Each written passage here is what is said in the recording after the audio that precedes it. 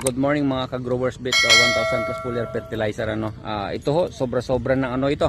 Sobra-sobra po ng barrier yung yes na tinatawag at saka yung yung tumbong Pero kahit papaano ho, ayan may mga na po tayo rito. Pwede na hong anihin ito. Pwede na po. Malalaki na ho. Umahabol pa sila Ayan.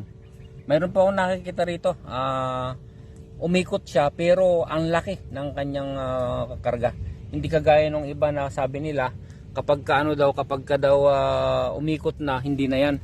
Wala na po kayong makukuhang laman. Pero dito ho, ang daming umikot pero sa awa ng Panginoon, mayroon pong laman talaga. May mga laman sila.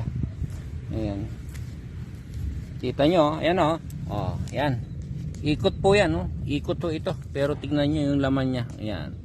Ayan siya. Mga umikot po yung mga yan. Pero tignan ninyo, mga barrier na tinatawag nila pero may karga. Yan. So ibig sabihin, hindi na ho tayo naniniwala doon sa pagka-barrier hindi na po Yan barrier yan Yan mismo, tignan nyo yung laman niya. Yan. So may pag-asa pa po mga ka-growers bit 1000 plus foliar fertilizer Ito, pwede na ho ito. Tignan niyo, grabe ang nangyari rito. Buti may naisalba pa tayo. Kasi nung naabutan natin ito, talagang matanda na siya. Supposed to be wala nang pag-asa pero sa awa ng Panginoon, ayan nandito tayo. May laman po siya. Mga halos barrier po yan. Yan karamihan. Pero ang lalaki ho ng mga karga nila. Pinalaki ho ng ating growers bit 1000 plus foliar fertilizer po yan. Kita nyo? Yan.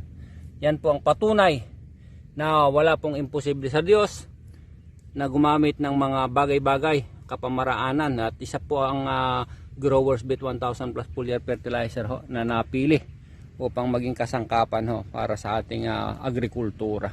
So yan sabi ng may-ari abay na ito, ready na to harvest.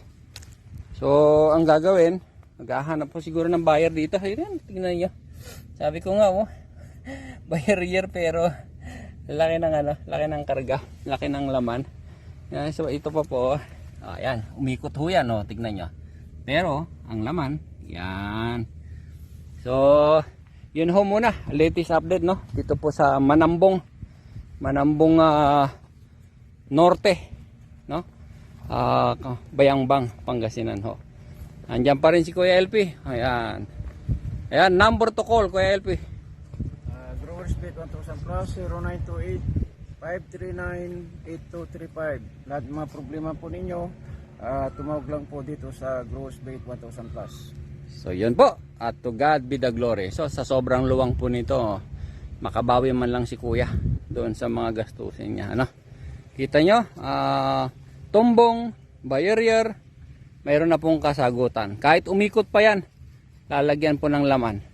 So nakikita nyo nga rito, karamihan umikot pero sa awa ng Panginoon may karga po siya. So yun po muna, latest update. To God be the glory ho. God bless. God bless the farmers of this land.